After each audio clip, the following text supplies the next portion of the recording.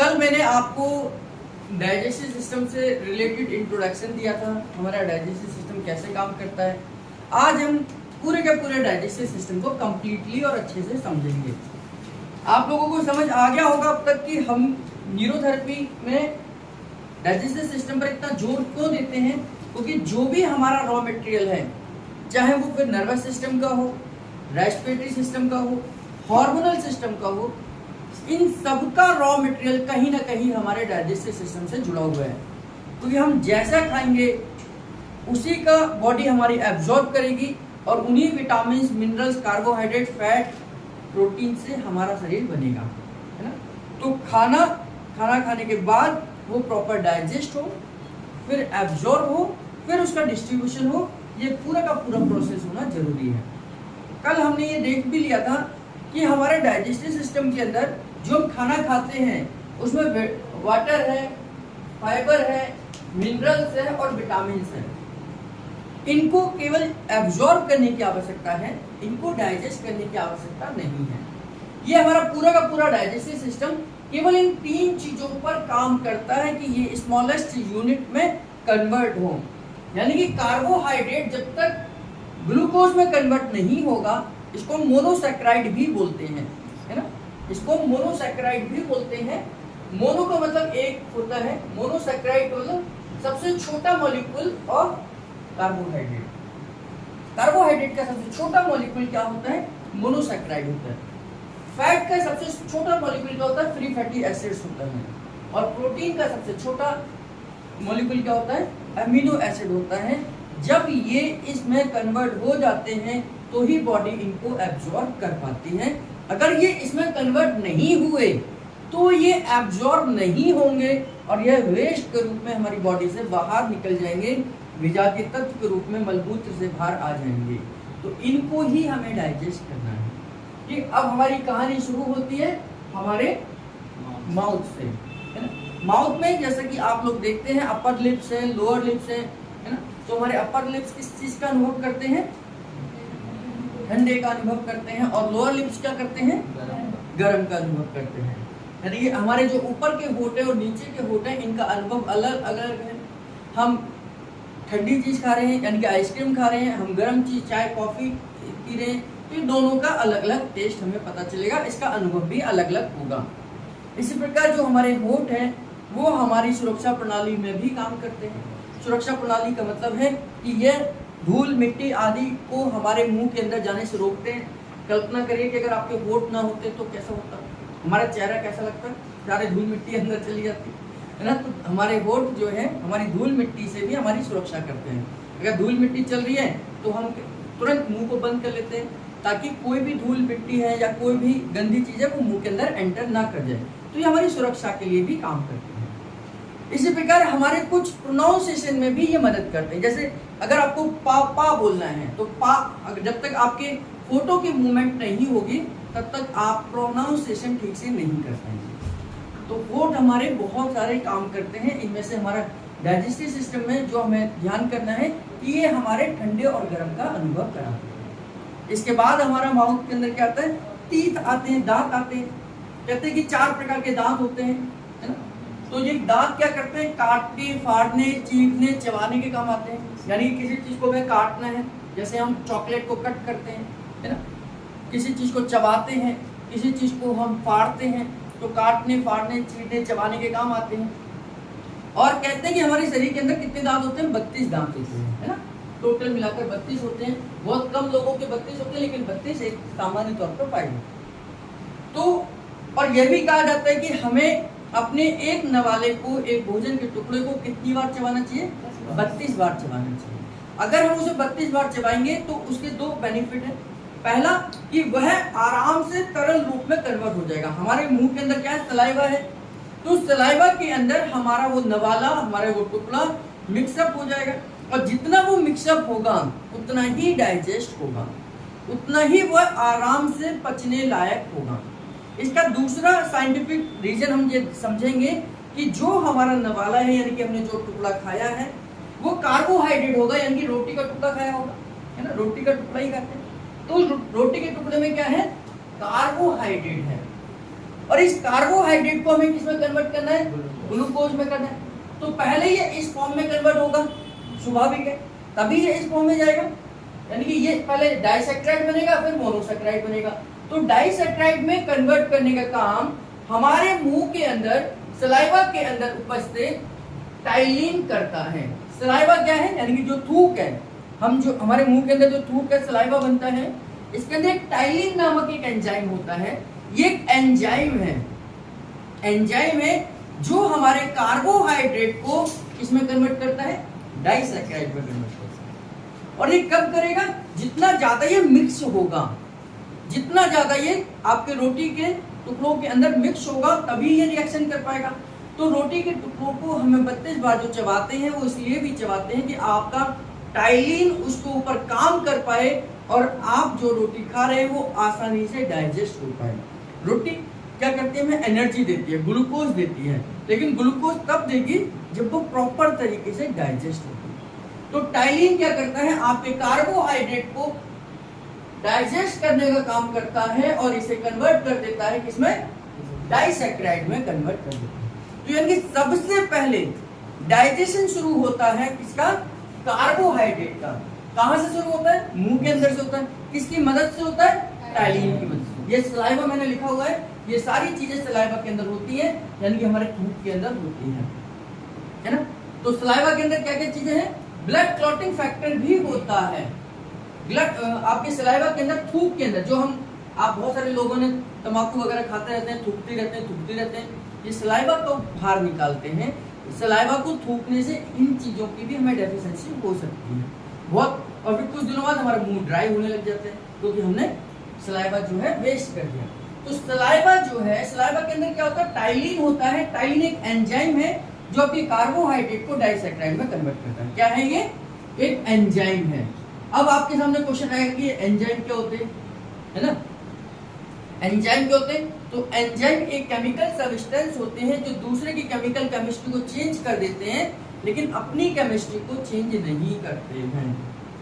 Enzymes वो chemical substance है जो, ये टाइलिन था, ये कार्बोहाइड्रेट को उसमें किसने कन्वर्ट कर दिया, डाइसैक्राइड में। टाइलिन ने कार्बोहाइड्रेट को डाइसैक्राइड में कन्वर्ट कर दिया, लेकिन टाइलिन यहाँ पर भी टाइलिन ही बना रहेगा, उसके अंदर कोई भी बदलाव नहीं आएगा।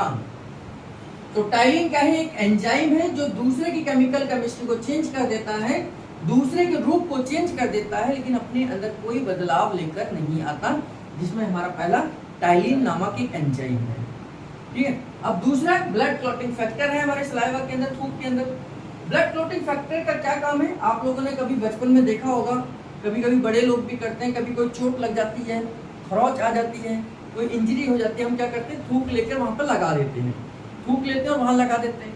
यानी कि हमारे थूक के अंदर, हमारे सलाइवा के अंदर ब्लड क्लॉटिंग फैक्टर होता है, जिसकी वजह से वहां पर खून रुक जाता है।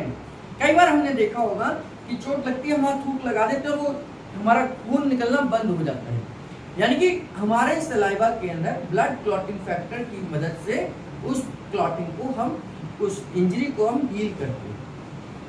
इसका इस्तेमाल सबसे ज्यादा जानवर करते हैं। आप लोगों ने देखा होगा, जानवर को कहीं अगर चोट लग जाए, कोई घाव हो जाए, तो उसे चाटते रहते हैं, चाट कर उसे ठीक कर देते हैं, क्योंकि वह सलाइवा उनके अंदर भी है और यही कन्वर्टिंग एंजाइम, गुड एंजाइम उनको हीलिंग प्रोसेस में मदद करते हैं, है ना। कुत्ता तो अपनी घाव को, अपनी चोट को चाट कर ही ठीक कर लेते हैं। अब ऐसा नहीं कि डॉक्टर के पास नहीं जाएंगे, खुद ही चाट के ठीक कर लेंगे, है ना। तो ऐसा भी नहीं करना। हमारे अंदर वो उतना स्ट्रॉन्ग नहीं है जितना उन जानवरों के अंदर होता है। तीसरा क्या है, इसके अंदर वाटर होता है, क्योंकि ये लिक्विड तो है, ये कोई भी लिक्विड होगा उसके अंदर वाटर तो होगा ही होगा। तो सलाइवा हमारा इस तरीके से मुख्य रूप से इन चीजों से मिलता है। इसके अंदर थोड़ा बहुत सोडियम भी पाया जाता है। सलाइवा का जो पीएच वैल्यू है वो 6.9 के करीब में पाई जाती है। आपको ध्यान होगा, जब मैंने आपको बेसिक के कॉन्सेप्ट में पढ़ा रहा था तो उस समय पर मैंने बताया था कि पीएच क्या होता है। पीएच क्या होता है, किसी भी लिक्विड को हम उसके नेचर के हिसाब से चेक करते हैं कि ये एसिड है या अल्कलाइन है। तो सलाइवा क्या है, 6.9 के करीब इसकी पीएच वैल्यू होती है। तो ये स्लाइटली क्या है, एसिडिक है, लेकिन थोड़ा सा ये अल्कलाइन की तरफ है, इसका झुकाव अल्कलाइन की तरफ है, लेकिन फिर भी हम क्या कहेंगे, स्लाइटली एसिडिक होता है। ठीक, 6.9 के करीब में इसका पीएच वैल्यू होती है। अब खाना मुंह के अंदर गया, हमने चबाया, 32 बार चबाया। अच्छे लोग होंगे तो 32 बार चबा लेंगे, नहीं तो हम क्या करते हैं 2-4 बार चबाते हैं और पेट के अंदर चला जाता है। कहीं ज्यादा खाने की इच्छा होती है ना जिसको, अब 4 पकौड़ी हैं, खाने वाले 8 हैं, तो घप करके खत्म करके पूरा पेट में डाल देते हैं। उसका कोई भी बेनिफिट आपको नहीं होता है। क्यों नहीं होता है? क्यों? क्योंकि जब तक ये डाइसैकेराइड में कन्वर्ट नहीं होगा आपको इसका कोई बेनिफिट नहीं है, केवल आप पेट को भरे जा रहे हैं, है ना, पेट को भरने का काम कर रहे हैं। कोई भी आपको न्यूट्रिशन वैल्यू नहीं मिलेगी जब तक आपका कार्बोहाइड्रेट डाइसैकेराइड में कन्वर्ट नहीं होगा। तो डाइसैकेराइड में कन्वर्ट होने के लिए आपको आराम से 32 बार हर नवाले को चबाना चाहिए, जिससे कि वो आपके सलाइवा के अंदर मिक्स हो सके और वह कार्बोहाइड्रेट डाइसैकेराइड में कन्वर्ट हो सके, है ना। तो 32 बार चबाना चाहिए। और भगवान कहता है कि भगवान धीरे धीरे करके आपके दांतों को उखाड़ना शुरू कर देता है ना, लेना शुरू कर देता है। वो क्यों करता है? क्योंकि जब आपकी उम्र बढ़ती है, आपके ऑर्गन्स वीक होना शुरू हो जाते हैं, कमजोर होने शुरू हो जाते हैं। उनकी भी तो उम्र बढ़ रही है, केवल आपकी थोड़ी ही बढ़ रही है, आपके ऑर्गन्स की भी उम्र बढ़ रही है। आपका लिवर भी 22 साल का हो गया, हमारा लिवर भी 35 साल का हो गया, या 50 साल का लिवर भी तो होता है, वो भी तो बढ़ रहा है। तो अब आपकी जो डाइजेस्टिव सिस्टम की जो पावर है यह भी कमजोर होती चली जाती है, यह भी कमजोर होती है उम्र के हिसाब से। इसलिए अब क्या करता है भगवान, क्या करता है, आपके दांतों को निकाल लेता है। अब वो कहता है कि अब आपको क्या करना है, कोई सॉलिड चीज नहीं खानी, अब आपको क्या करना है, लिक्विड चीजें खानी है। दलिया है, खिचड़ी है, या कोई सूप है ना, इस तरीके की चीजें हमें डाइट में लेनी है। क्यों? क्योंकि अब हमारे दांत नहीं है। क्यों दांत क्यों नहीं है? क्योंकि अब यह जो सिस्टम है ये हमारा कमजोर हो रहा है और यह अब खाने को पचाने के लायक नहीं रह गया है। फिर निशादी जैसे कुछ समझदार लोग होते हैं, वो क्या करते हैं, नकली दांत लगा के खाने शुरू कर देते हैं, है ना, नकली दांत लगवा लेते हैं, फिर खाना शुरू कर देते हैं। आप नकली दांत तो लगा सकते हैं खाने के लिए, लेकिन आंत तो वही 50 साल पुरानी है, आपका लीवर तो वही 50 साल पुराना है, आपकी इंटेस्टाइन तो 50 साल पुरानी है। तो आप खा तो सकते हैं, लेकिन उनको डाइजेस्ट कौन करेगा, उनको पचाएगा कौन? तो फिर बुढ़ापे में क्या करते हैं, हमें गैस हो गई, एसिडिटी हो गई, बदहजमी हो गई और गठिया बाई की समस्या आ जाती है, क्योंकि हम अपने खाने पर कंट्रोल नहीं करते, है ना। अगर हम अपने खाने पर कंट्रोल करें, उम्र के हिसाब से अपने खाने को परिवर्तन करें, तो फिर आप लंबे समय तक स्वस्थ रह सकते हैं, लंबे समय तक स्वस्थ रह सकते हैं। यानी कि अगर आप लिक्विड डाइट पे चले जाएं बुढ़ापे में, जब आपके दांत नहीं हो, दांत ओरिजिनल हैं तो आप कुछ भी खाइए, लेकिन दांत आपके ओरिजिनल नहीं है तो फिर आपको डाइट में अपने चेंज लाने की जरूरत है। लिक्विड में भी ये सारी चीजें मिल जाती हैं, ऐसा नहीं कि हमें ये सारी चीजें खाने के लिए सॉलिड चीजें ही खानी पड़ेगी, केवल आपको खाना तो यही है, लेकिन इसके फॉर्म को चेंज करना है। ठीक है, तो हमारा सबसे पहला डाइजेशन होता है कार्बोहाइड्रेट का, और कार्बोहाइड्रेट कन्वर्ट हो जाता है डाइसैकेराइड में, और डाइसैकेराइड के बाद में हमारा आगे कन्वर्ट हो गया ग्लूकोज में या मोनोसैकेराइड में। अब हम खाने को चबाने के बाद धीरे धीरे चबाते हैं, इसका संपर्क आता है किसके साथ में, जीभ के साथ में, है ना। टंग भी है हमारे मुंह के अंदर, तो जीभ क्या करती है, आपके खाने को गति प्रदान करती है। कभी आप देखते हैं खाना इधर चला जाता है, कभी इधर चला जाता है, कभी इधर मुंह में आता है, कभी इधर चला जाता है, तो आपके सलाइवा के अंदर मिक्स करने का काम करती है आपकी जीभ, आपके खाने को आपके सलाइवा के अंदर मिक्स करने का काम करती है आपकी जीभ। और जीभ के नीचे ही सलाइवरी ग्लैंड्स होती हैं जहाँ से ये सलाइवा प्रोड्यूस होता है ना। जीभ के ऊपर कुछ टेस्ट वर्ड्स होते हैं जो आपको ये एहसास कराते हैं कि आपने क्या खाया है। कोई खट्टी चीज खाई है, कोई मीठी चीज खाई है, कोई कड़वी चीज खाई है, कोई नमकीन चीज खाई है ना। तो जीभ के ऊपर क्या है, टेस्ट एरिया होते हैं। जैसे सबसे आगे का जो एरिया है ये मीठे का अनुभव कराता है, जीभ का सबसे आगे का जो भाग है वो क्या कराता है, मीठे का अनुभव। उसके पीछे जो है वो नमकीन का अनुभव, जो साइड में है वो खट्टे का अनुभव, और जो पीछे है वो कड़वे का अनुभव कराता है। तो जीभ के ऊपर अलग अलग एरिया में जाकर आपके टेस्ट बर्ड्स होते हैं जो आपको टेस्ट का एहसास कराते हैं। कड़वा सबसे लास्ट में होता है, इसलिए आपने कभी देखा हो कि बादाम जो होते हैं वो कड़वे होते हैं, कई बार एक आध दो बादाम कड़वी निकल आता है, या कोई कड़वी चीज है वो कुछ देर चबाने के बाद में हमें पता चलता है कि ये तो कड़वा है। जीभ पर जैसे ही आप चीनी रखेंगे तुरंत पता लग जाता है मीठा है ना, पता चलता है। अगर नहीं पता चलता तो आपकी जीभ के अंदर कोई ना कोई दिक्कत है। तो जीभ के ऊपर जैसे ही कोई मीठी चीज रखते हैं आपको तुरंत पता चलना चाहिए। नमकीन चीज थोड़ी सी और थोड़ा बाद में पता चलता है, और कड़वी चीज थोड़ा और बाद में पता चलती है। तो जीभ के ऊपर हाँ, जीभ के ऊपर क्या है, एक लेयर है जहां पर ये आपके सेंसेशन है। इन जीभ की जो टेस्ट बर्ड्स हैं, इनकी जो वैल्यू है, जो पीरियड है, ये 10 दिन की होती है। यानी कि हमारी जीभ के ऊपर जो टेस्ट बर्ड्स हैं, जो जीभ की सेल हैं, इनकी लाइफ पीरियड कितनी होती है, 10 दिन की होती है। अगर किसी वजह से आपकी जीभ का स्वाद चला जाए, है ना, तो आप 10 दिन तक वेट करिए, धीरे धीरे करके वो वापस आ जाए। 2-3 दिन में ही अगर हम मेडिसिन खाना शुरू कर दें कि भाई मेरे तो जीभ का स्वाद चला गया, चलो मैं डॉक्टर को दिखा लेता हूँ, तो डॉक्टर को दिखाने से आप जो मेडिसिन खा रहे हैं उसकी वजह से भी टेस्ट आने में टाइम लग सकता है, क्योंकि मेडिसिन की जो कोटिंग है वो आपकी जीभ के ऊपर खराब कर देगी और आपको और टाइम लग सकता है। नेचुरल तरीके से आप डेली जीभ को साफ करिए, 10 दिन में आपका टेस्ट वापस आ जाएगा। जैसे कोरोना के समय पर भी बहुत सारे लोगों का टेस्ट गायब हो गया था, क्यों? क्योंकि वह जो ऊपर की लेयर है वो डेड हो गई है ना, सेंसेशन डेड हो गया। तो 10 दिन के अंदर आपका टेस्ट वापस आ जाएगा। कड़वी चीज का आप अनुभव बता रहे थे कि कड़वी जैसे मेडिसिन से, मेडिसिन का भी अनुभव हमें कड़वे के रूप में होता है, लेकिन बाद में होता है ना। मीठे का सबसे जल्दी हमें अनुभव हो जाता है। तो इस तरीके से हमारी जीभ के ऊपर अलग अलग एरिया के माध्यम से हमें अलग अलग चीजों का, अलग अलग स्वाद का अनुभव होता है। ठीक है, अब हमने क्या करा कि सारा का सारा खाना क्या करा, एकदम खाना खाने के बाद निगल लिया।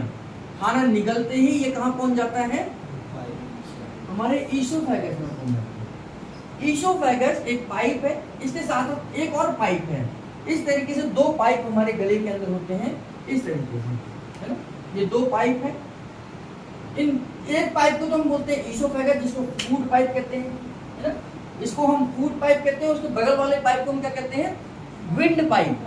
विंड पाइप का मतलब है कि आपको श्वास लेने का रास्ता, श्वास लेने का रास्ता और आपके भोजन का अंदर लेने का रास्ता, जिसको हमने ईसोफेगस कहा है, ये दोनों ही एक बराबर होते हैं, बिल्कुल बाजू बाजू होते हैं। और एक जगह ऐसी आती है कि दोनों आपस में मिलते हैं। मतलब इस तरीके से ये हमारे इस तरीके से ये चले जाते। अब ये जो बीच का एरिया है, अब ये बीच में एक क्या है, स्लाइडिंग डोर है, जिसे एपिग्लोटिस कहते हैं। एपिग्लोटिस कहते हैं। ये एपिग्लोटिस क्या है, दोनों पाइप के बीच का एक रास्ता है, एक दरवाजा है।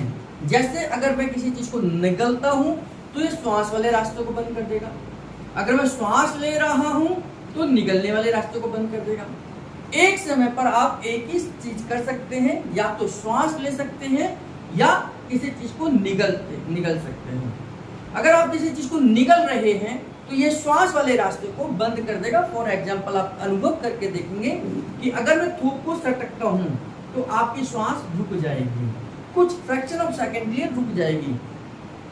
अगर मैं किसी भी चीज को गटकता हूं तो फ्रैक्शन ऑफ सेकंड के लिए आपकी श्वास रुक जाएगी, क्योंकि आपका जो स्लाइडिंग डोर है वो श्वास वाली नली को रोक देता है। ये प्रैक्टिकल है कि अगर ऐसा नहीं हुआ तो आप लोगों ने सुना होगा खाना खाते समय हमें ठसका लग जाता है, और ठसका लगने से क्या होता है, कई बार आपके खाना खाने वाले कण, दाल है, चावल है, आपकी नाक से बाहर आ जाते हैं। कई बार ऐसा होता है कि हम खाना खा रहे हैं और बोल रहे हैं, आप बातचीत करते हैं और कहीं ध्यान हमारा किधर चला जाता है और एकदम से ठसका लगता है और वो खाना हमारी नाक से बाहर आ जाता है। ये इसका मतलब क्या हुआ, कहीं ना कहीं हमारे गले का रास्ता और हमारी नाक का रास्ता एक जगह पर कहीं ना कहीं मिलता है। इसी को ठसका लगना कहते हैं। और इसीलिए हमारे यहाँ पर ये कहते हैं कि खाना खाते समय हमें बातचीत नहीं करनी चाहिए, हमें बोलना नहीं चाहिए, शांति से धैर्य पूर्वक हमें खाना खाना चाहिए। नहीं तो ठसका लग गया, अभी तो आप जवान हैं, बुढ़ापे में लग गया तो ये परमानेंटली आपको भी लेके चला जाएगा। बहुत सारे लोगों को ठसका लगने से सांस आनी बंद हो जाती है और उनका कार्यक्रम वहीं समाप्त भी हो जाता है ना। तो इसलिए हमें भोजन हमेशा शांति से, धैर्यपूर्वक, तसल्ली से खाना चाहिए। हड़बड़ी में नहीं खाना चाहिए, बातचीत करते हुए नहीं खाना चाहिए। और जब खास होते जब गटक रहे हो तब तो बोलने की सोचना भी नहीं चाहिए। ये तो अटक गया तो सटक जाएगा, है ना। तो इस प्रकार से एपिग्लोटिस क्या करता है, ये एक स्लाइडिंग डोर की तरह काम करता है।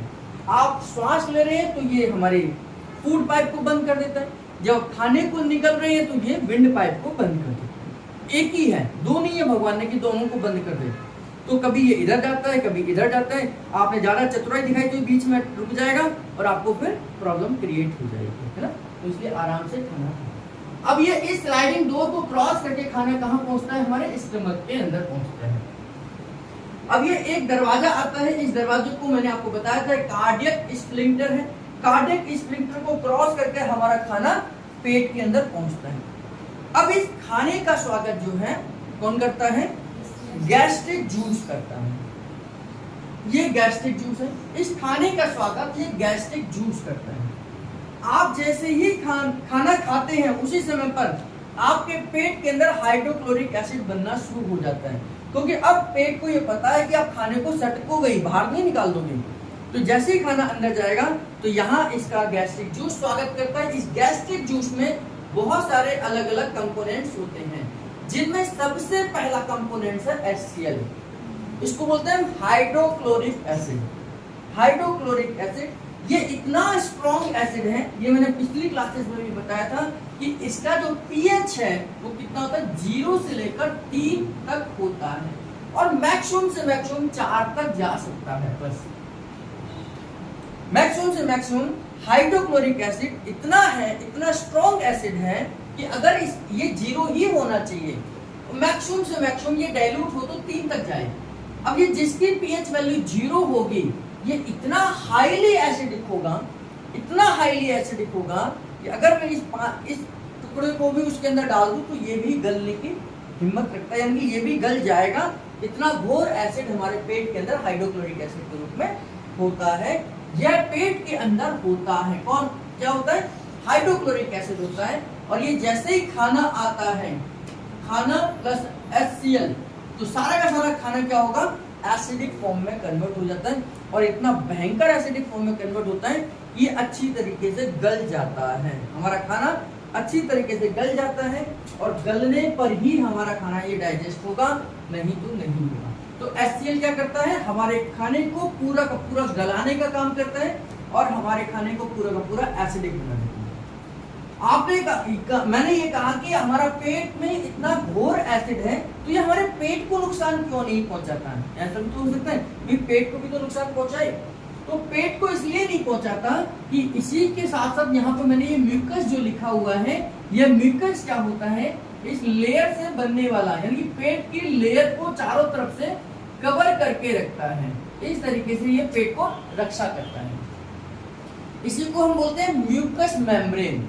म्यूकस मेम्ब्रेन क्या करती है, इस HCl से हमारे पेट को बचाकर रखती है कि हमारे पेट को इससे कोई तकलीफ ना हो, कोई तकलीफ ना हो। लेकिन कई बार आपके अगर म्यूकस मेम्ब्रेन नहीं बन रही है या कम बन रही है तो HCl यहाँ पर है, मान लीजिए यहाँ पर ये म्यूकस मेम्ब्रेन कम बनी तो ये एसिड यहाँ जाएगा और इस दीवार को जलाना शुरू कर देगा, इसको जलाना शुरू कर देगा, गलाना शुरू कर देगा। और इसी को हम क्या बोलते हैं, अल्सर कहते हैं।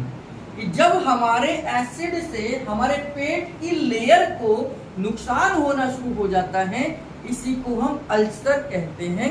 और यह अल्सर जहां पर होगा उस एरिया का नाम, उस बीमारी का नाम भी उसी के एरिया के नाम पर रख दिया जाएगा। जैसे अगर ये पेट में हो रहा है तो क्या होगा, स्टमक अल्सर हो गया। क्या हो गया, स्टमक के अंदर अल्सर हो गया, है ना।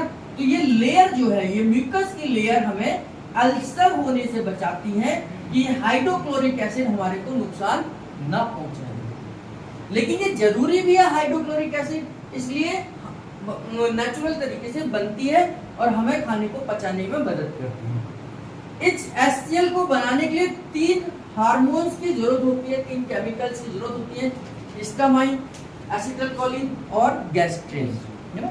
गैस्ट्रिन, हिस्टामाइन और एसिटाइलकोलिन, ये तीनों जब एक अनुपात में, सही अनुपात में आपस में आकर मिलते हैं तो ही HCl बनेगा।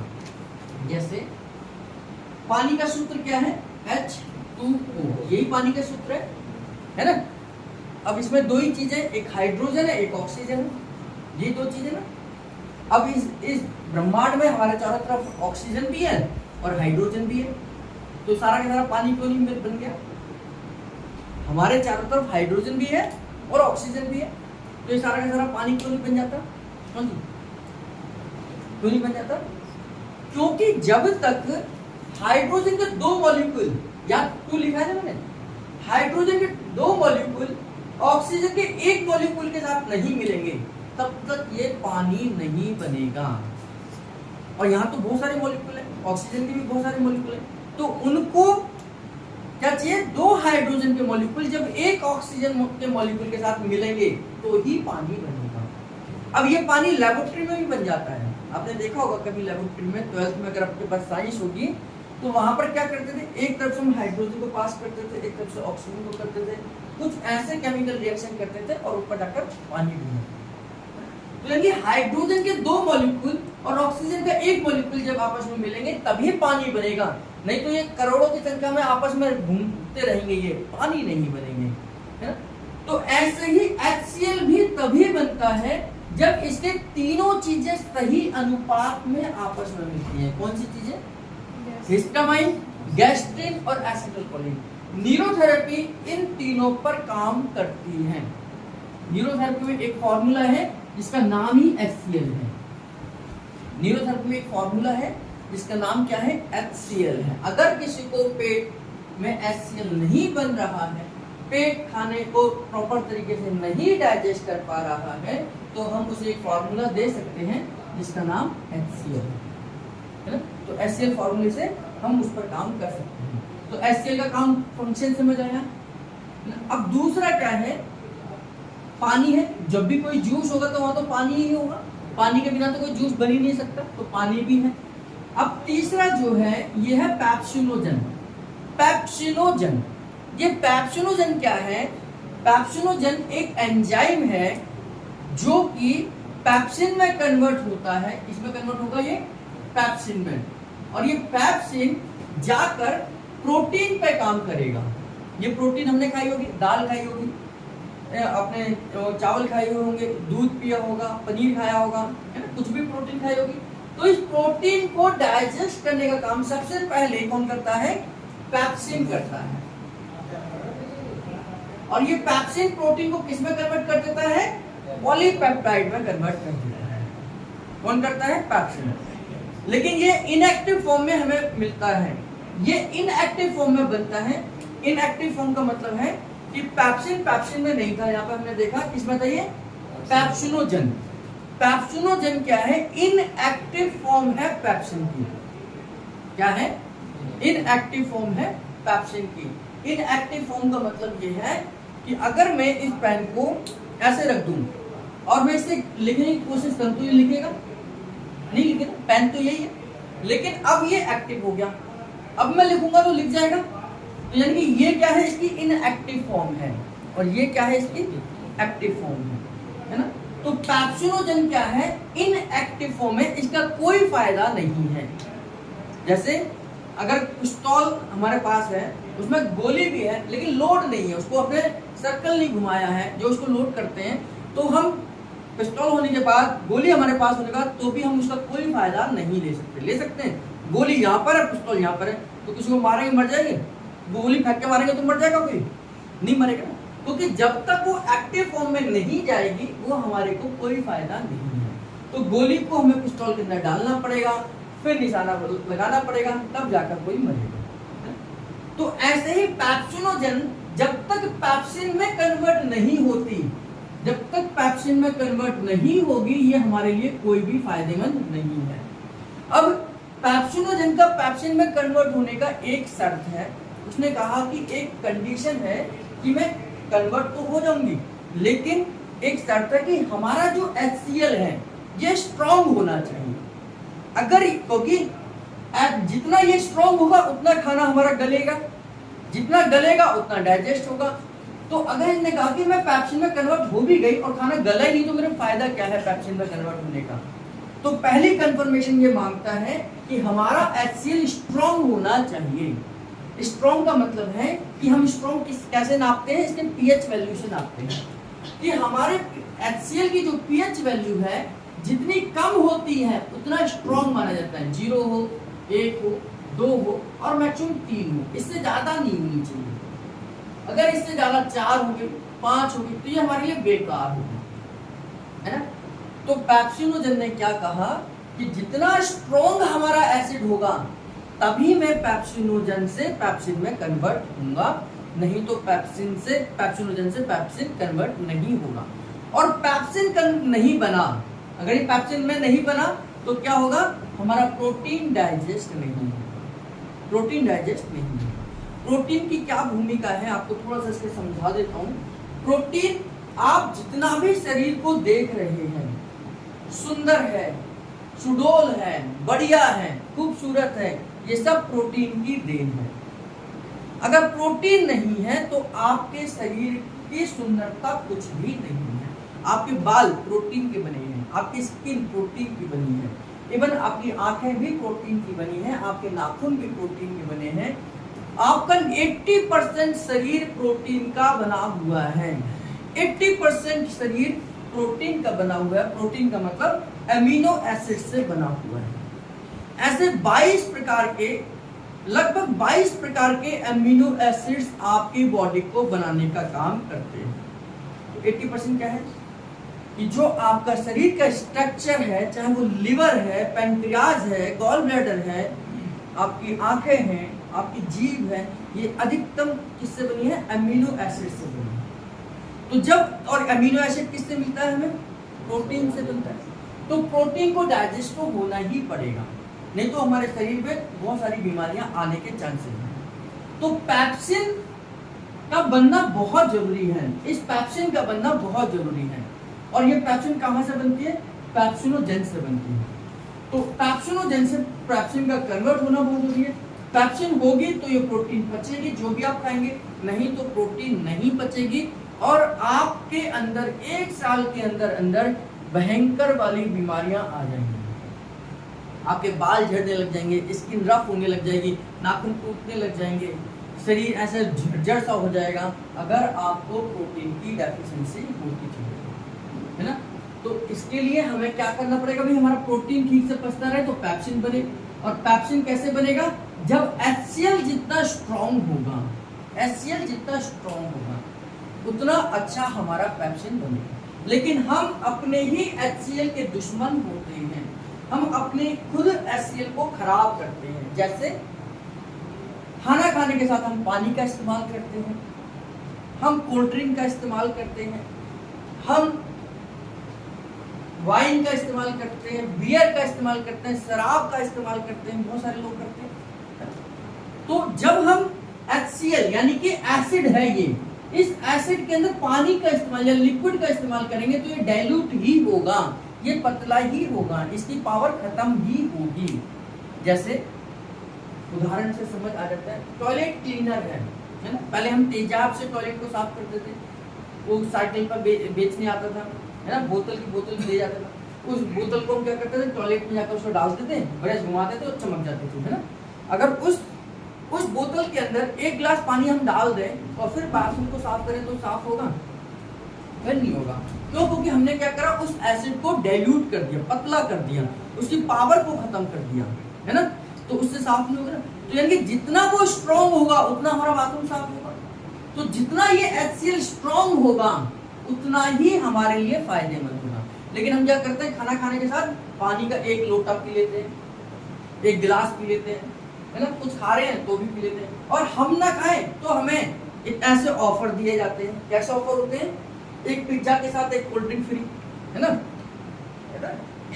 अगर हम वहां पर मूवी देखने जा रहे हैं तो पॉपकॉर्न के साथ 1 कोल्ड ड्रिंक फ्री। यानी कि हम जो कुछ खा रहे हैं उसके साथ कोल्ड ड्रिंक, या हम क्या ले रहे हैं, कोई शरबत ले रहे हैं, कोई जूस ले रहे हैं, कुछ और ले रहे हैं, या पानी का इस्तेमाल कर रहे हैं। बहुत सारे लोगों को तो गांव में आदत होती है, खाना खाने का 1 लोटा पानी चाहिए।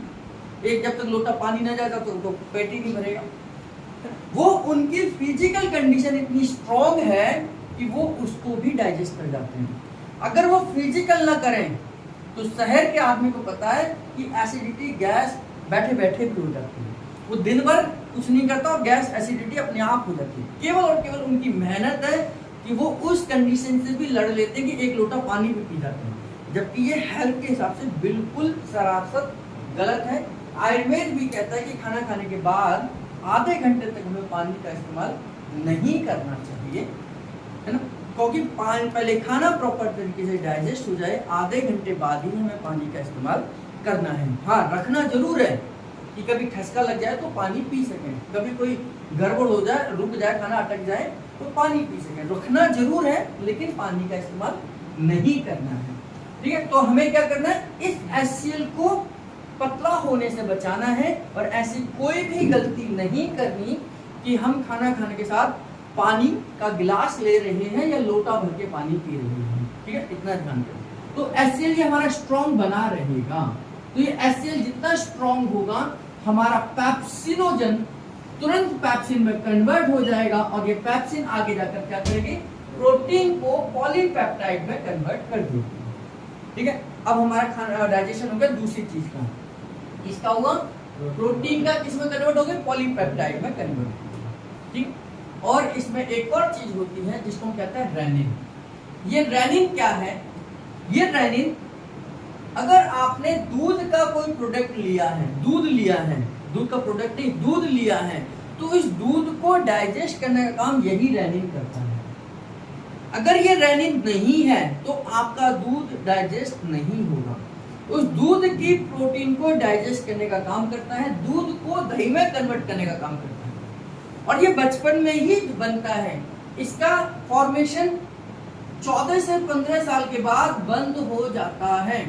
जो बच्चे दूध पर ही निर्भर रहते हैं, जो बच्चे दूध ही पीते हैं, 1 साल के बच्चे होते हैं, 2 साल के बच्चे हैं, 3 साल के बच्चे हैं, गांव में तो 5 साल तक के बच्चे भी दूध पीते हैं, शहरों में धीरे धीरे छोड़ देते हैं।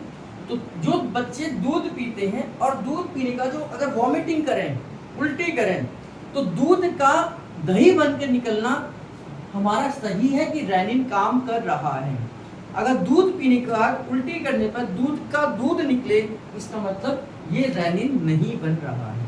तो जो बच्चे 1 या 2 साल के, 2.5 साल के, 3 साल तक के हैं, उनके पेट के डाइजेशन को देखने के लिए, समझने के लिए यह रेनिन हमें मदद करता है। अगर वो दूध पीने का वॉमिट करते हैं, दूध का दूध निकलता है तो रेनिन नहीं बन रहा। अगर दूध का दही बन के निकल रहा है तो रेनिन बन रहा है ना।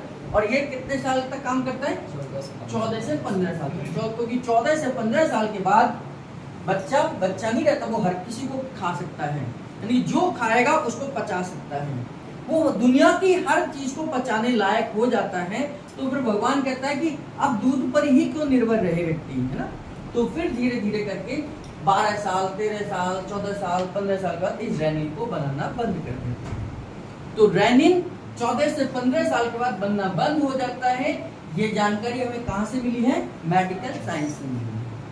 तो मेडिकल साइंस ये कहता है कि 14 से 15 साल के बाद हमें दूध नहीं पीना चाहिए, क्योंकि दूध को पचाने वाला रेनिन अब शरीर के अंदर नहीं बन रहा है। तो मेडिकल साइंस के हिसाब से हमें दूध का इस्तेमाल 14 से 15 साल के बाद नहीं करना चाहिए। बजाय कि दूध के, हमें दूध के प्रोडक्ट का इस्तेमाल कर सकते हैं। आप दही खा सकते हैं, आप छाछ पी सकते हैं, आप पनीर का इस्तेमाल कर सकते हैं, लेकिन दूध का इस्तेमाल हमें 15 साल के बाद नहीं करना चाहिए। और अगर हम कर भी रहे हैं तो रेनिन नहीं बनेगा। जैसे उसी कंडीशन में, जैसे मैंने आपको एक उदाहरण दिया कि भगवान ने दांत निकाल लिए और आपने नकली दांत लगाकर खा भी लिया, तो पचाएगा कौन, पचाएगा तो आपके पेट में ही तो जाएगा वो। तो पचाने के लिए हमने क्या, लीवर को भी बदल दिया, किडनी को भी बदल दिया, या इंटेस्टाइन को भी नया कर दिया। ये तो पुराने की पुरानी ही है। तो हम खा तो सकते हैं, लेकिन पचाने के लिए कहाँ से जाएंगे, है ना। तो पचाने के लिए हमारे को उन्हीं ऑर्गन का सहारा लेना पड़ेगा। तो इसलिए हमें 14 साल के बाद दूध का इस्तेमाल नहीं करना चाहिए, ऐसा मेडिकल साइंस के हिसाब से बताया। तो रेनिन का मतलब समझ आया, रेनिन क्या करता है। हाँ, जिन लोगों को, कई लोग, बहुत सारे लोग ऐसे भी होते हैं कि मुझे दूध पीने के बाद नींद नहीं आती है। अगर मैं दूध ना पीऊँ तो मुझे मोशन नहीं होता है, पेट साफ नहीं होगा सुबह। मुझे दूध ना पीऊँ तो ये नहीं होता है, मुझे दूध ना पीऊँ तो वो नहीं होगा। ये सब उनकी कहानी है, मतलब ये उनकी मेंटलिटी है, ये उन्होंने एक साइकोलॉजिकल इफेक्ट बना रखा है। आज तक मैंने तो दूध पिया नहीं 14 साल के बाद, मैं तो सब कुछ ठीक ठाक चल रहा है, मेरे बाल भी बहुत अच्छे हैं भगवान की दुआ से, पेट भी सब कुछ ठीक ठाक चल रहा है ना। और आप लोगों में से बहुत सारे लोग भी होंगे जिनका सब कुछ ठीक चल रहा है। तो ऐसा बिल्कुल भी नहीं है कि दूध नहीं पिएंगे तो पेट साफ नहीं होगा, दूध नहीं पिएंगे तो नींद नहीं आएगी, दूध नहीं पिएंगे तो गड़बड़ हो जाएगा। हाँ, दूध की बजाय आप दही का इस्तेमाल कर सकते हैं, लेकिन दूध हमें कोई फायदा नहीं करेगा अगर हमारे शरीर के अंदर रेनिन नहीं बन रहा है ना। तो रेनिन हमारे 14-15 साल का नहीं होगा। केवल हम साइकोलॉजिकल इफेक्ट में पीते हैं कि दूध पिएंगे तो हमारे घुटने ठीक रहेंगे। हाँ, आप घुटने के ठीक रखने के लिए बहुत सारी चीजें ले सकते हैं। और इवन तो मैं कहता हूँ कि दूध का इस्तेमाल ही हमें 15 साल के बाद बंद कर देना चाहिए।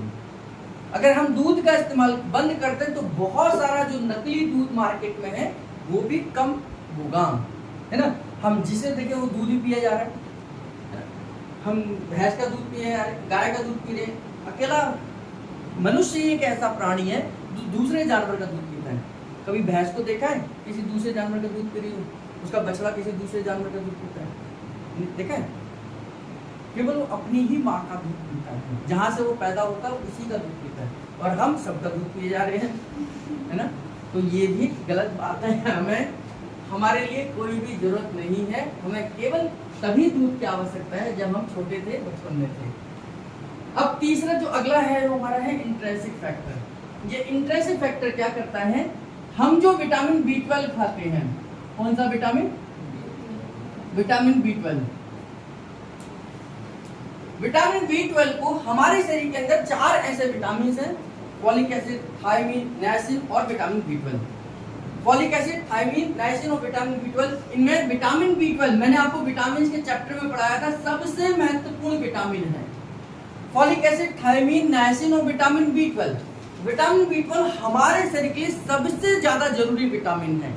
अगर ये विटामिन ना हो तो हमारा नर्वस सिस्टम वीक हो सकता है, ये विटामिन ना हो तो हमारे ऑर्गन्स अनडेवलप्ड हो सकते हैं, ये विटामिन ना हो तो हमें ब्लड की कमी हो सकती है, एनीमिया हो सकता है।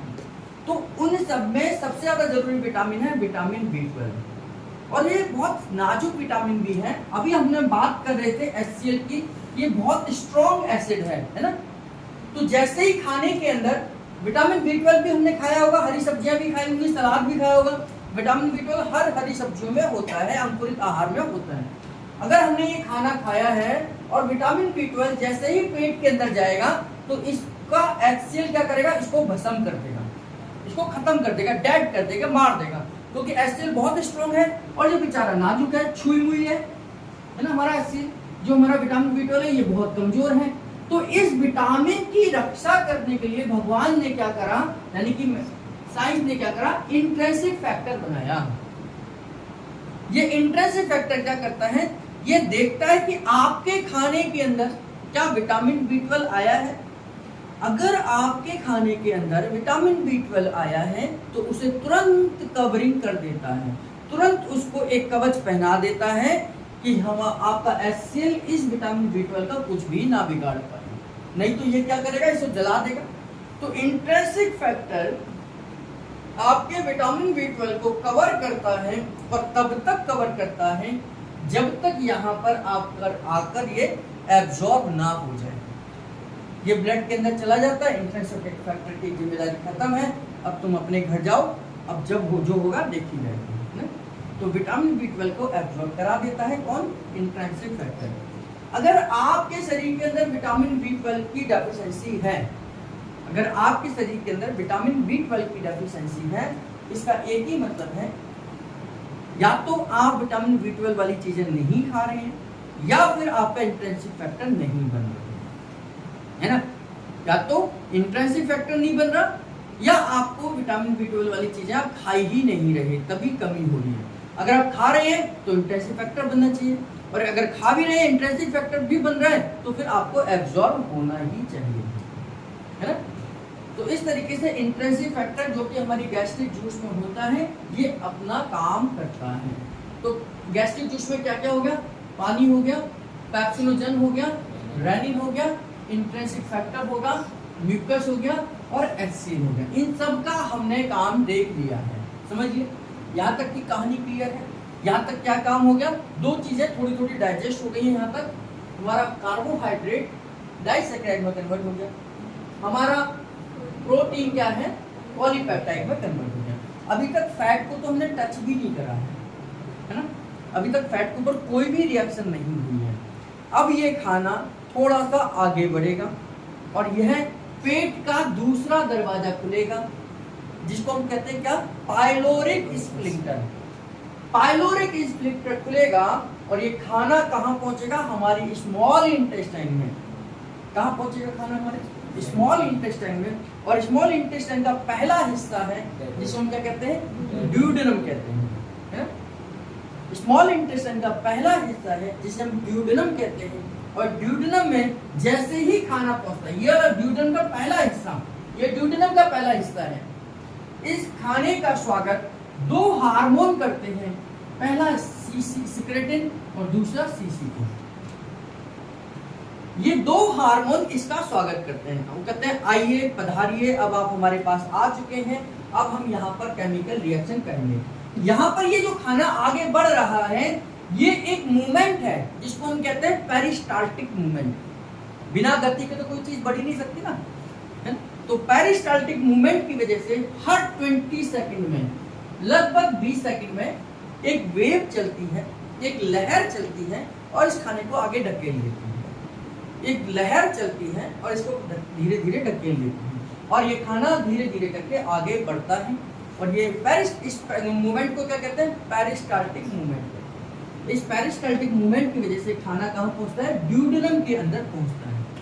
अब ड्यूडेनम के अंदर जैसे ही खाना पहुंचता है, इसका स्वागत करते हैं हमारा पहला हार्मोन जिसका नाम है सिक्रेटिन। सिक्रेटिन जैसे ही खाना हमारे ड्यूडेनम में पहुंचता है, सिक्रेटिन को एहसास हो जाता है कि इसमें तो क्या मिला हुआ है, HCl मिला हुआ है, हाइड्रोक्लोरिक एसिड है। हाइड्रोक्लोरिक एसिड यानी कि तेजाब है, इतना एसिड है कि यहाँ तो इसकी लेयर थी इतनी मोटी, इसने बचा लिया, लेकिन स्मॉल इंटेस्टाइन में इतनी मोटी लेयर नहीं है कि हमारी स्मॉल इंटेस्टाइन को बचा ले। तो इससे जैसे ही HCl हमारे पेट के अंदर, ये इंटेस्टाइन के अंदर आता है, यहाँ पर अल्सर करने का चांस बन जाता है। और इस अल्सर को हम क्या बोलते हैं, ड्यूडेनम अल्सर बोलते हैं। जब कभी आपने कोई अल्ट्रासाउंड कराएं, कभी एंडोस्कोपी कराएं या कुछ कराएं तो ऊपर से कराएं, तो उसमें लिखा हुआ होता है अल्ट्रासाउंड में ड्यूडेनम अल्सर हो गया है, यानी कि ड्यूडेनम के एरिया में अल्सर हो गया, ड्यूडेनम अल्सर। तो यानी कि ये इसको गलाना शुरू कर देगा। इसके लिए पहले से सुरक्षा रखते हैं कि भाई अगर बाढ़ आएगी तो हम कैसे बचेंगे। तो सिक्रेटिन क्या करता है, पैंक्रियास के पास जाता है, तुरंत भागकर किसके पास जाता है, पैंक्रियास के पास जाता है और पैंक्रियास से कहता है, ये रहा हमारा पैंक्रियास। ये कैसा होता है, जैसे हमारा करेला होता है, ऐसे होता है ना करेला। तो कहते हैं ना पैंक्रियास की, अगर किसी को शुगर की समस्या है तो करेला खूब खाना चाहिए। तो करेले की जैसे ही शेप होती है बेचारे की, है ना, तो करेले जैसे ये उबड़ खाबड़ सा होता है ना। तो इसलिए जिसको डायबिटीज हो उसको क्या करना है, करेला खाने के लिए कहते हैं, करेले का जूस पीना चाहिए, क्योंकि पैंक्रियास ठीक से काम नहीं कर रहा। तो इस पैंक्रियास के पास कौन जाता है, हमारा सिक्रेटिन जाता है और उससे कहता है कि पैंक्रियास आप अपने सोडियम बाइकार्बोनेट को रिलीज करो। इसको रिलीज करो, सोडियम बाइकार्बोनेट को भेज दो, क्योंकि जो खाना आया है वो बहुत ज्यादा एसिडिक है और ये हमें अल्सर कर सकता है। तो ये सोडियम बाइकार्बोनेट कहाँ से रिलीज होता है, पैंक्रियास से रिलीज होता है। और ये सोडियम बाइकार्बोनेट क्या है, ये अल्कलाइन है।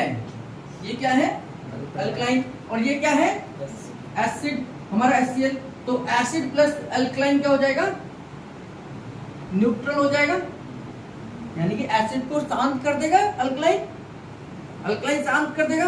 तो acid plus alkaline plus neutral, यानी कि अब हमारे को कोई भी खतरा नहीं है। तो पैंक्रियास से निकलने वाला सोडियम बाइकार्बोनेट, जिसको हम NaHCO3 कहते हैं, यह हमारे खाने को ड्यूडेनम के अंदर हमारे अल्सर होने से बचाता है, क्योंकि यह अल्कलाइन है। जैसे एसिड है, एसिड के ऊपर अल्कलाइन डाल दो तो वो शांत हो जाएगा, हो जाता ना। तो ऐसे ही हमारा सोडियम बाइकार्बोनेट इस एसिडिटी को ड्यूडेनम में शांत करता है और हमें अल्सर होने से बचाता है।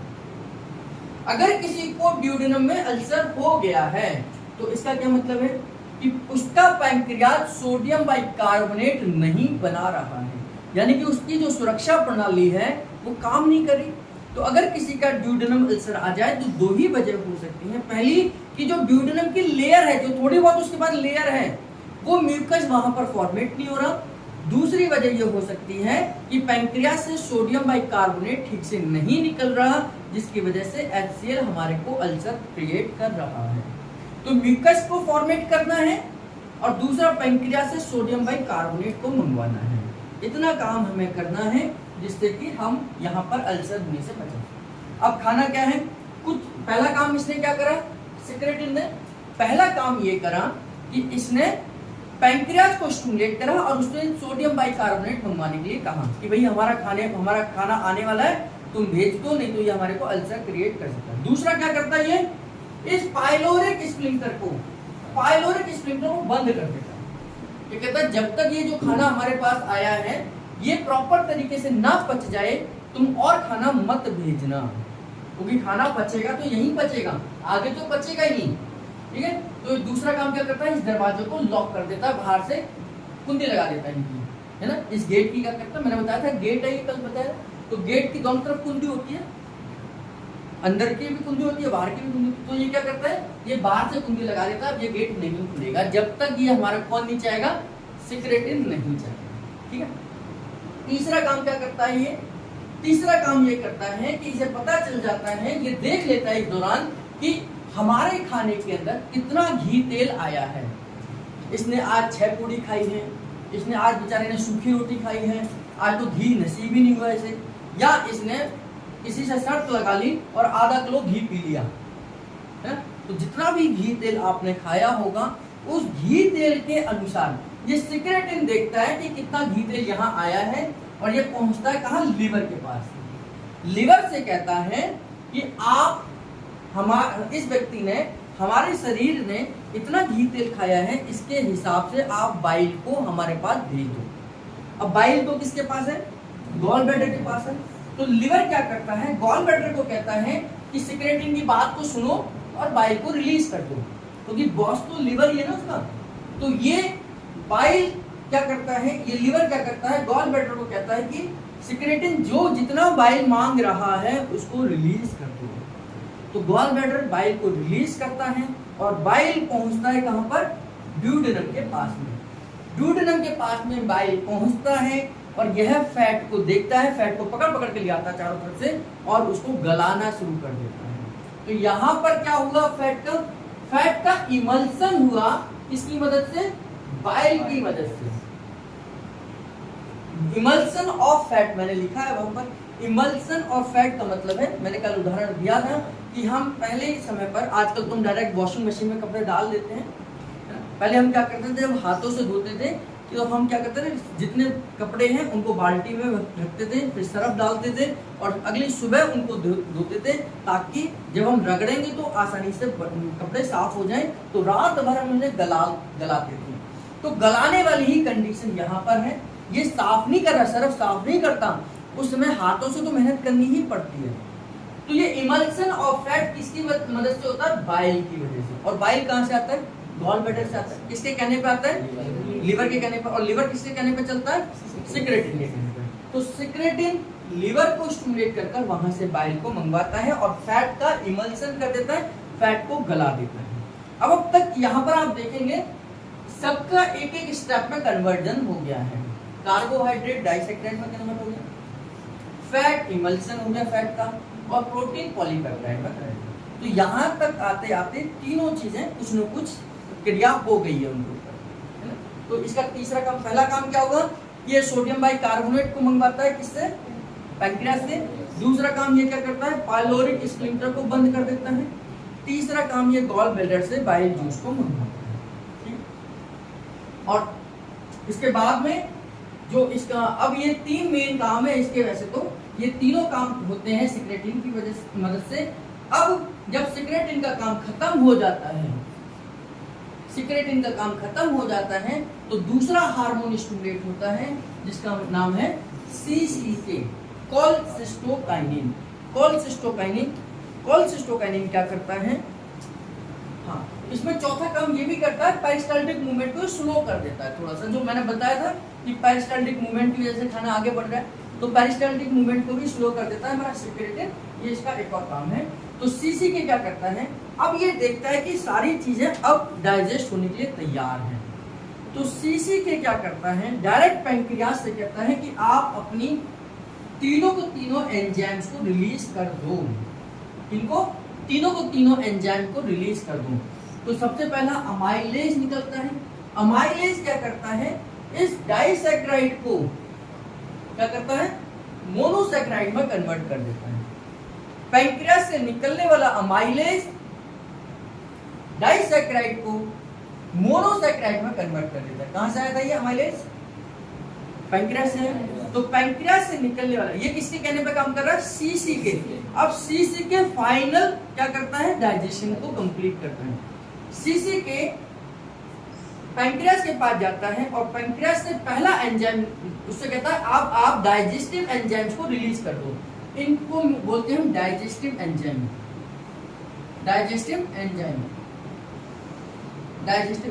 इन डाइजेस्टिव एंजाइम को रिलीज कर दो। तो उन डाइजेस्टिव एंजाइम्स में पहला है हमारा अमाइलेज। अमाइलेज जाता है सीधे किसके ऊपर? डाइसैकेराइड के ऊपर, और इस डाइसैकेराइड को उसमें कन्वर्ट कर देता है ग्लूकोज में कन्वर्ट कर देता है, यानी कि मोनोसैकेराइड में कन्वर्ट कर देता है। इसका फाइनल डाइजेशन हो गया, मोनोसैकेराइड में कन्वर्ट हो गया, है ना। लेकिन ये अमाइलेज क्या करता है? डाइसैकेराइड को ही कन्वर्ट करता है। अगर जिन लोगों ने खाना भड़बड़ खा के जल्दी से पेट में डाल दिया और उनका डाइसैकेराइड कन्वर्ट नहीं हुआ तो इस पर काम नहीं करेगा। ये मोनोसैकेराइड पर काम नहीं करेगा। ये किस पर काम करता है? डाइसैकेराइड के ऊपर काम करता है। तो जो लोग बहुत जल्दी खाना खाते हैं, स्पीड से खाना खाते हैं, तो उनका डाइसैकेराइड कन्वर्ट नहीं होगा और वो मोनोसैकेराइड में भी कन्वर्ट नहीं होगा, क्योंकि मोनोसैकेराइड तब कन्वर्ट होता है जब अमाइलेज डाइसैकेराइड पर काम करता है। बात समझ आई? ठीक है। और ये अमाइलेज एक ऐसा एंजाइम है जो शुगर पर ही काम करता है, यानी कि कार्बोहाइड्रेट पर ही काम करता है। इसीलिए ये एक अमाइलेज है। इसीलिए जो टाइलिन था, जो मैंने यहाँ टाइलिन लिखा था, जो टाइलिन हमारा बनता है, उस टाइलिन का दूसरा नाम है स्लाइवरी अमाइलेज। यहाँ पता है स्लाइवर, तो ये टाइलिन है ना, इसको प्यार से हम क्या बोलते हैं? Salivary amylase. जैसे घर में भी आपको भी प्यार से कुछ और बोलते होंगे, चुन्नू मुन्नू बोलते होंगे कुछ तो, है ना, और जबकि आपका ओरिजिनल नाम कुछ और है। ऐसे ही टाइलिन तो एक नाम है, इसको प्यार से हम क्या बोलते हैं? स्लाइवरी अमाइलेज भी बोलते हैं। तो टाइलिन का दूसरा नाम क्या है? स्लाइवरी अमाइलेज, क्योंकि अमाइलेज ही है जो कार्बोहाइड्रेट को डाइजेस्ट कर रहा है। तो ये स्लाइवा से बन रहा है, तो इसको स्लाइवरी अमाइलेज। तो कई बार पूछा जाता है कि स्लाइवरी अमाइलेज का दूसरा नाम क्या है? तो क्या है? टाइलिन है। क्या टाइलिन का दूसरा नाम क्या है? स्लाइवरी अमाइलेज है। ठीक है। तो अमाइलेज पैंक्रियास से निकलता है और डाइसैकेराइड को मोनोसैकेराइड में कन्वर्ट कर देता है। दूसरा लाइपेज निकला।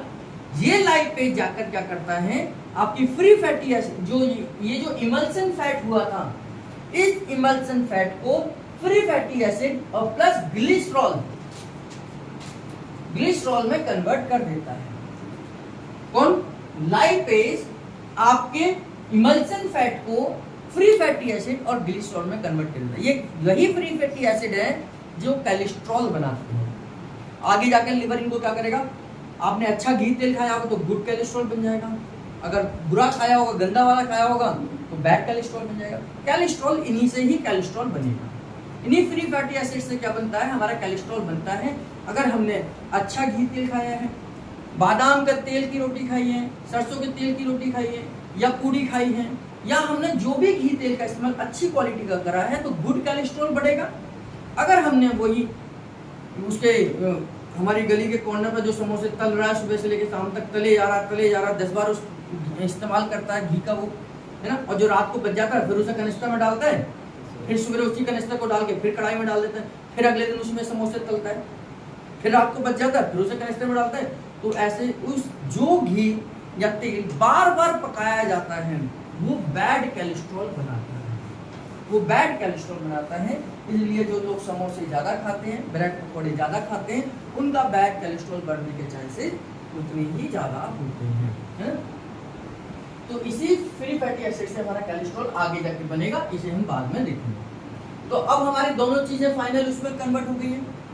तो हमारा अमाइलेज, लाइपेज और ट्रिप्सिन, ये ट्रिप्सिन क्या करता है, जो पॉलीपेप्टाइड यहाँ पर बना था उस पॉलीपेप्टाइड को किसमें कन्वर्ट कर देता है, एमिनो एसिड में कन्वर्ट कर देता है। तो प्रोटीन भी हमारी डाइजेस्ट होगी, पॉलीपेप्टाइड को हमारा ट्रिप्सिन किसमें कन्वर्ट कर देता है, एमिनो एसिड में कन्वर्ट कर देता है। तो इस प्रकार अब हम देखेंगे कि carbohydrate monosaccharide, fat free fatty acid और प्रोटीन हमारा एमिनो एसिड में कन्वर्ट हो गया, और यही हम चाहते थे। मैंने शुरू में यही कहा था कि यह इस फॉर्म में कन्वर्ट होने चाहिए, और इस तरीके से गॉल ब्लैडर, लिवर, पैंक्रियाज की मदद से ये प्रॉपर तरीके से डाइजेशन इसका हो जाता है, प्रॉपर तरीके से इनका डाइजेशन हो जाता है। अब ये डाइजेस्ट होकर धीरे धीरे अब वो मूवमेंट होती है, क्या हो रही है वो मूवमेंट, पेरिस्टाल्टिक मूवमेंट हो रही है। पेरिस्टाल्टिक मूवमेंट होती है और खाना डाइजेस्ट होकर धीरे धीरे आगे बढ़ जाता है। जैसे ही खाना आगे बढ़ता है, पाइलोरिक स्फिंक्टर खुलता है और खाना बाहर आता है, फिर उस पर ये सारी क्रियाएं चलती हैं और इस तरीके से हमारा डाइजेशन होता रहता है। और पेरिस्टाल्टिक मूवमेंट को करते करते ये हमारा खाना यहाँ से गुजरते हुए जेजुनम से गुजरता है। जेजुनम क्या करता है, कुछ मात्रा में कुछ इलेक्ट्रोलाइट्स को एब्जॉर्ब करने का काम करता है, कुछ पानी को एब्जॉर्ब करने का काम करता है और चीजों को आगे भेजता रहता है। कुछ इलेक्ट्रोलाइट्स है ना, को एब्जॉर्ब करता है और खाने को आगे भेजता रहता है, और खाना पहुंचता है हमारा कहाँ पर, इलियम के पास में। इस इलियम के पास में एंड में जाकर दो द्वार मिलते हैं, ऐसे दो दरवाजे मिलते हैं जिनको स्वर्ग का द्वार कहते हैं। इन स्वर्ग के द्वार में दो द्वार हैं, पहला है ब्लड वेसल्स और दूसरा है लिम्फ वेसल्स, है ना। ये दो दरवाजे हैं। यहाँ पर ये कनेक्शन समझ लीजिए। अगर मैं इसको थोड़ा सा और करके जूम करके दिखाऊं तो ऐसे करके ये दो रास्ते यहाँ पर आते हैं, ये दो रास्ते होते हैं। खाना आगे बढ़ रहा है, धीरे धीरे आ रहा है, ये दो रास्तों पर खाना एब्जॉर्ब होता है, जिसमें पहला रास्ता है हमारा ब्लड वेसल्स। ब्लड वेसल्स के अंदर हमारा कार्बोहाइड्रेट से बना हुआ मोनोसैकेराइड एब्जॉर्ब होगा, यानी कि ये सब इस ब्लड वेसल्स में चलेंगे। मोनोसैकेराइड है, एमिनो एसिड है, विटामिन है, मिनरल्स हैं, ये सब चीजें कहाँ चली जाती हैं, ब्लड वेसल्स के अंदर चली जाती हैं। हमारा बचता है फ्री फैटी एसिड और ग्लिसरॉल, ये दो चीजें बचती हैं, फ्री फैटी एसिड और ग्लिसरॉल। ये हमारे चले जाते हैं लिम्फ वेसल्स के अंदर। लिम्फ वेसल्स के अंदर यहीं पर एक और इस खाने को रिसीव करने आता है 1.25 डीसीसी हार्मोन, यहीं पर आता है रिसीव करने। ये किसको रिसीव करता है, कैल्शियम को।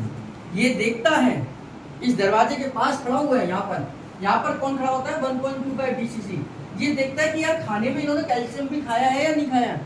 अगर आपने खाने में कैल्शियम खाया है तो यही 1.25 डीसीसी उस कैल्शियम को पकड़कर गोद में बिठाकर सादर लेकर उसको लीवर के पास पहुंचता है कि इन्होंने अपने खाने में कैल्शियम को खाया था और मैं कैल्शियम को लेकर आपके पास आ गया। तो लीवर उसका फिर डिस्ट्रीब्यूशन करता है। तो ये सब खाना यहाँ से एब्जॉर्ब हो जाता है और एब्जॉर्ब होने के बाद ये सारी चीजें कहाँ पहुँचती है, लीवर के पास पहुँचती है। इसके आगे की कहानी हम बाद में देखेंगे, जिसमें हम सर्कुलेटरी सिस्टम कहते हैं। अभी इसको देखते हैं। अब जो चीजें एब्जॉर्ब हो गई वो तो चली गई हमारे दोनों रास्तों के अंदर। जो चीजें एब्जॉर्ब नहीं हुई, चाहे वो कोई भी वजह हो, वो जो चीजें एब्जॉर्ब नहीं होती, तो यहाँ पर आखिरी दरवाजा इनको मिलता है जिसको बोलते हैं ileum caecal valve. Ileum caecal valve से जैसे ही गुजरता है खाना और ये खाना पहुंच जाता है कहाँ, लार्ज इंटेस्टाइन। कहाँ पहुंच जाता है हमारा खाना, लार्ज इंटेस्टाइन के अंदर पहुंच जाता है। लार्ज इंटेस्टाइन में जो भी चीजें पहुंच जाती हैं वो हमारे लिए क्या बन जाती हैं, वेस्ट प्रोडक्ट बन जाती हैं, विजातीय तत्व पहुंच जाते हैं। और फिर इनकी मुलाकात होती है यहाँ पर इससे अपेंडिक्स के साथ में, है ना। अपेंडिक्स के बारे में आज की जो मॉडर्न साइंस है वो कहती है कि अपेंडिक्स क्या है, इनएक्टिव ऑर्गन है, यानी कि यह अब हमारे लिए किसी भी काम के लिए जरूरी नहीं है। अगर अपेंडिक्स बीमार पड़ जाए तो इसे काट कर बाहर निकाल दो, इसका कोई उपयोग नहीं है, है ना। कई बार अपेंडिसाइटिस हो जाती है, एक बीमारी है अपेंडिसाइटिस, जिसमें अपेंडिक्स क्या है, इन्फ्लामेशन हो जाती है, स्वेलिंग आ जाती है और वो सूज कर बड़ा हो जाता है, जिससे कि अपेंडिक्स का एक पेन होता है यहाँ पर लोगों को, और डॉक्टर के पास जाते हैं, डॉक्टर कहता है अपेंडिक्स का पेन है, इसको काट के निकाल देते हैं, आपका सब कुछ ठीक ठाक बना रहेगा। तो भगवान ने कोई भी चीज़ एक्स्ट्रा नहीं बनाई है, भगवान ने बड़ी सोच समझ के पूरी बॉडी बनाई है। तो अपेंडिक्स का पहले जमाने पर बहुत रोल था, हालांकि आज के समय पर नहीं है, ये बात सही है कि बहुत ज़्यादा इसका रोल नहीं है। आज यह पूरा क्या है, एक अल्कलाइन ऑर्गन है। ये क्या है, अल्कलाइन ऑर्गन है। अगर आप लोगों ने मेरे लेक्चर्स को, मेरी वीडियोस को ध्यान से देखा होगा तो मैंने कहा है कि हमारी जो राइट बॉडी है वो क्या है, अल्कलाइन नेचर की है, हमारी लेफ्ट बॉडी क्या है, एसिडिक नेचर की है। तो अल्कलाइन इस हिस्से की बात कर रहे हैं हम, है ना, तो ये इस हिस्से में आ रहा है, तो ये क्या हो गया, अल्कलाइन ऑर्गन हो गया।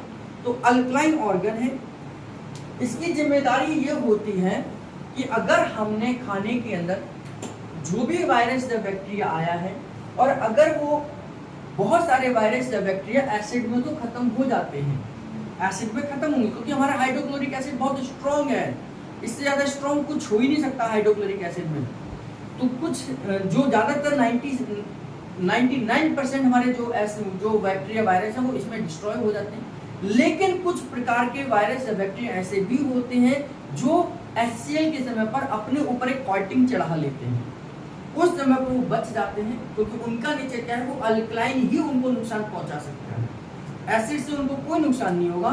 तो अगर वो वायरस या बैक्टीरिया यहाँ आते हैं तो ये अपेंडिक्स के अंदर अल्कलाइन इतना भरपूर है कि उस वायरस या बैक्टीरिया को भी डिस्ट्रॉय करने का काम कर सकते हैं, क्योंकि इसका नेचर क्या है, अल्कलाइन है। दूसरा, पहले जमाने में हम लोग बहुत सारी वैरायटी खाते थे, बहुत सारी वैरायटी खाते थे, है ना। पहले के ज़माने में अगर हम राजा महाराजाओं की थाली देखें तो कहते हैं कि 100 कटोरियाँ लगी रहती थी, 100 प्रकार के भोजन करते थे।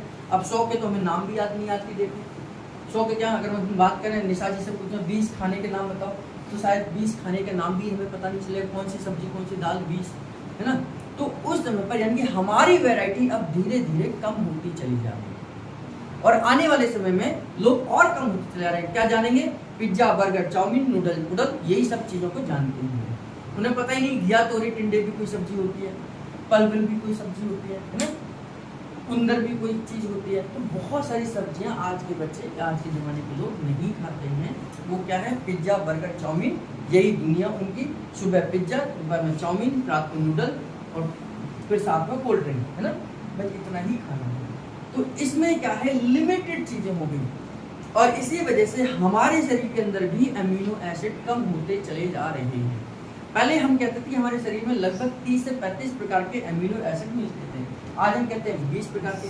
आने वाली रिसर्च कहेगी 15 रह गए, और आने वाली 10 साल के बाद 10 ही रह जाएंगे। क्यों, क्योंकि हमने वैरायटी खत्म करते चले जा रहे हैं। तो उसमें जो कई बार हमने देखा था कि हमने सुना था महाराणा प्रताप ने जंगल में घास की रोटी खाकर अपना जीवन यापन करा था, हमने सुना तो होगा किताबों में, है ना, कि महाराणा प्रताप ने घास की रोटी खाकर 7 दिन, पता नहीं कितने महीने उन्होंने जीवन यापन करा, अपने को जिंदा रखा, है ना। आज घास की रोटी खाकर कोई जिंदा रह सकता है? हाँ जी, पहले ही 2-4 दिन तो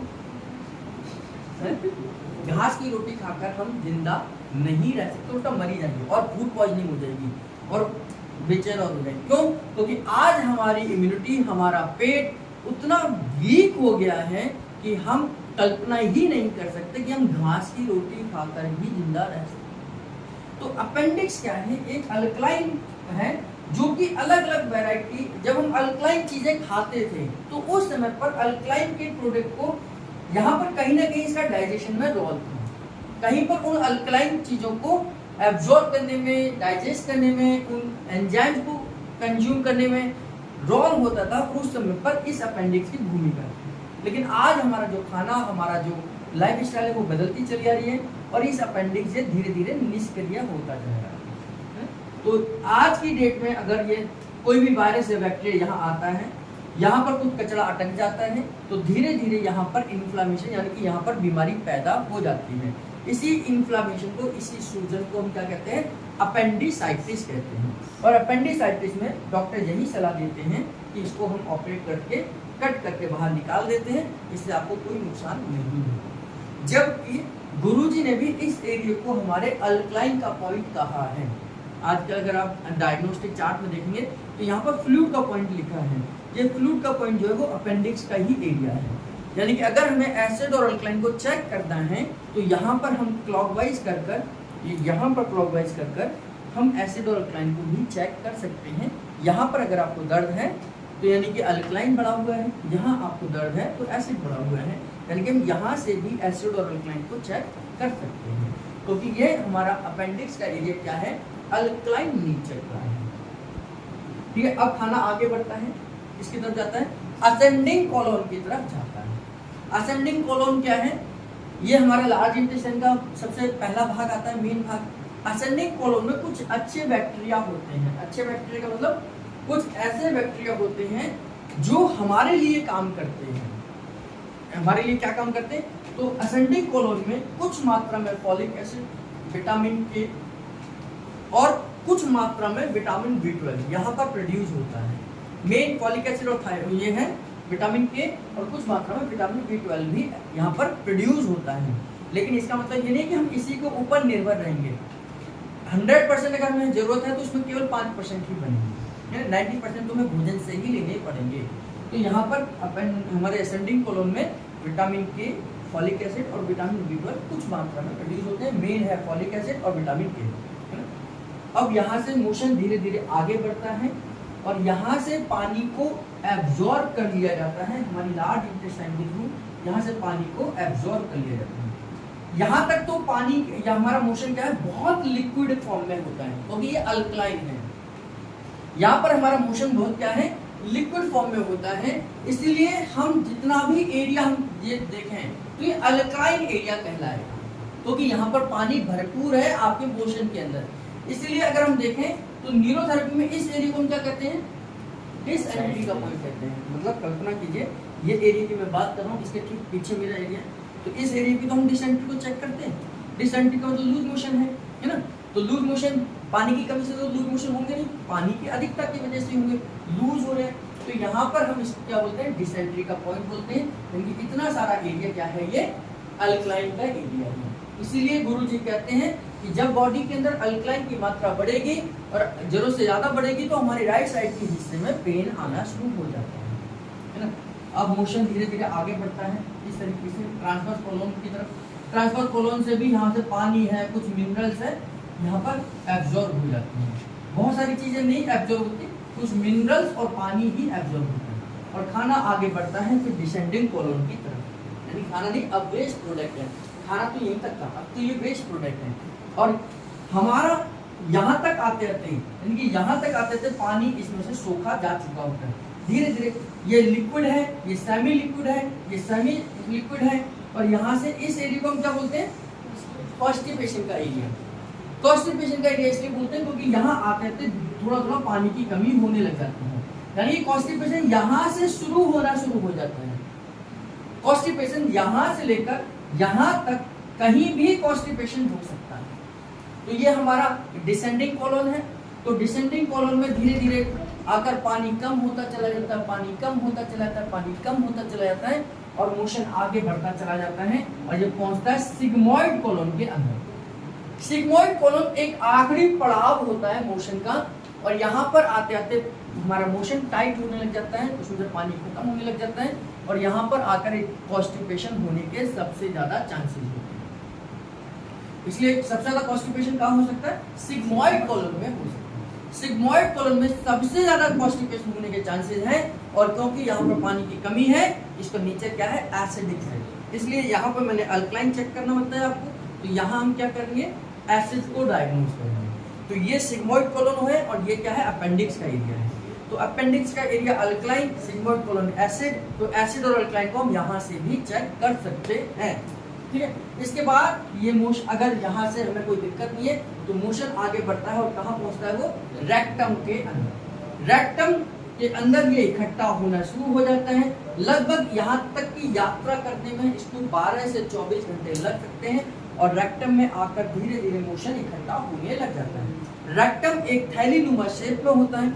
इस थैली के अंदर आपका मोशन आकर धीरे धीरे इकट्ठा होने लग जाता है और ये थैली कैसी होती है, ये थैली हमारी इस तरीके से होती है कि इसके चारों तरफ सेंसर लगे हुए हैं। क्या लगे? ये थैली है, ये ऐसी थैली है हमारी, इस तरीके से थैली है, रेक्टम की थैली है, इसमें मोशन इकट्ठा हो रहा है और इसके चारों तरफ सेंसर लगे हुए हैं। क्या लगे हैं? सेंसर लगे हैं। अब ये थैली फैलेगी, चौड़ी होगी तो किससे टकराएगी? इससे टकराना शुरू करेगी। जैसे ही इसे टकराना शुरू होगी हमारे ब्रेन को एक मैसेज जाएगा, ब्रेन को बता दिया जाएगा कि हमारी थैली भर गई है। अब ब्रेन आपको मैसेज देगा, बार बार फील कराएगा कि आप इसे पास आउट कर दो। और जब ये थैली भर जाती है हम यहाँ से इसको पास आउट कर देते हैं। इस पार्ट को हम क्या बोलते हैं? एनएस का एरिया बोलते हैं। एनएस से हम स्टूल को पास आउट कर देते हैं और एनएस से हमारा मोशन बाहर निकल जाता है। रेक्टम में मोशन इकट्ठा होता है और रेक्टम और सिग्मोइड कॉलम तक के एरिया को स्टूडेंट कैनिडियम न्यूरोथर्मल क्या करते हैं? 2s45 देते हैं। तो इस तरीके से हमारा सारा का सारा डाइजेस्टिव सिस्टम कंप्लीट होता है। इसमें हमें कुछ चीज़ें अगर ध्यान करनी है तो हमें ये देखना है कि जो हमारे स्मॉल इंटेस्टाइन की जो लंबाई है वो टोटल मिलाकर इनमें से अगर हम देखें तो लगभग कितनी होती है? स्मॉल इंटेस्टाइन की 6.5 मीटर के करीब में होती है और लार्ज इंटेस्टाइन की 1.5। लार्ज इंटेस्टाइन 1.5 और स्मॉल इंटेस्टाइन 6.5। Small intestine 6.5। देखो लार्ज इंटेस्टाइन जो है वो 1.5 और स्मॉल इंटेस्टाइन जो है वो 6 है ना। ये लार्ज इंटेस्टाइन 1.5 है और स्मॉल इंटेस्टाइन 6.5 है, जबकि उल्टा हम बोल रहे हैं ना कि भाई स्मॉल इंटेस्टाइन तो और लंबी होनी चाहिए थी, स्मॉल इंटेस्टाइन तो ये होनी चाहिए थी और लार्ज वाली ये होनी चाहिए। तो हम जो स्मॉल और लार्ज इंटेस्टाइन इसमें बोलते हैं हम लंबाई के हिसाब से नहीं बोलते, हम इसके चौड़ाई के हिसाब से बोलते हैं। यहाँ हम देख रहे हैं कि लार्ज इंटेस्टाइन कितनी चौड़ी है, ये ज़्यादा चौड़ी है ना, और स्मॉल इंटेस्टाइन मैंने छोटी सी ऐसे पतली सी बनाई है। तो इनकी चौड़ाई के आधार पर हम इसको स्मॉल इंटेस्टाइन और लार्ज इंटेस्टाइन बोलते हैं, ना कि लंबाई के आधार पर। तो स्मॉल इंटेस्टाइन ज़्यादा लंबी है और लार्ज इंटेस्टाइन छोटी है, क्योंकि हमने चौड़ाई के आधार पर इसको स्मॉल और लार्ज बोला है। तो लार्ज इंटेस्टाइन हमारी कितनी है? 1.5, यानी कि ये जो बाहर की वाली है और जो अंदर की है वो 6.5 के करीब में है। ये लगभग आपकी 6 गुना या 5 गुना बड़ी तो होती ही है। तो इस तरीके से हमारी लार्ज इंटेस्टाइन और स्मॉल इंटेस्टाइन अलग अलग हिस्सों में डिवाइड करती है। ये मैंने आपको बता दिया है। और कोई पॉइंट रह गया तो देख लेता हूँ ताकि आप लोगों को पॉइंट छूटे ना। और मैंने आपको बताया कि हमारे सलाइवा का जो पीएच होता है वो 6.6 से लेकर 6.9 के करीब में होता है। ब्लड का पीएच आपको पता ही है 7.15 से लेकर 7.45 के बीच में होता है। यूरिन का जो पीएच है वो हमारा 5 से 7 के बीच में होता है। कायम जो है उसका पीएच 0 से लेकर 3 या 4 तक होता है, जो कि हमारा HCl का पीएच है। जब हम खाना खाते हैं, जो खाना बाहर है उसे हम बोलते हैं, जो बाहर टुकड़ा है उसको बोलते हैं बाइट, है ना। कहते हैं ना कि हमें एक बाइट हम खाने के बाहर के टुकड़े को हम बोलते हैं बाइट। अगर ये पेट यहाँ पर चला जाता है इसको क्या बोलते हैं? बोलस। और जब ये अंदर आ जाता है इसको बोलते हैं काइम। तो बाइट, बोलस और काइम में धीरे धीरे हमारा खाना कन्वर्ट होता चला जाता है और इस तरीके से हमारा पूरा का पूरा डाइजेस्टिव सिस्टम काम करता है। और खाने को इंटेक करने के साथ साथ उसे डाइजेस्ट करना, उसे एब्जॉर्ब करने तक का काम हमारा पूरा का पूरा डाइजेस्टिव सिस्टम करता है। और ये खाना सारा का सारा एब्जॉर्ब होने के बाद लिवर के पास पहुंचता है। लिवर और थायराइड ग्लैंड दोनों आपस में मिलकर इसका डिस्ट्रीब्यूशन करते हैं, तब जाकर हमारे शरीर को इनका पोषण मिलता है। इस तरीके से हम जब ये आगे की कहानी जो लिवर और हमारे थायराइड की है वो हम सर्कुलेटरी सिस्टम में पढ़ेंगे कि कैसे इसका डिस्ट्रीब्यूशन होता है।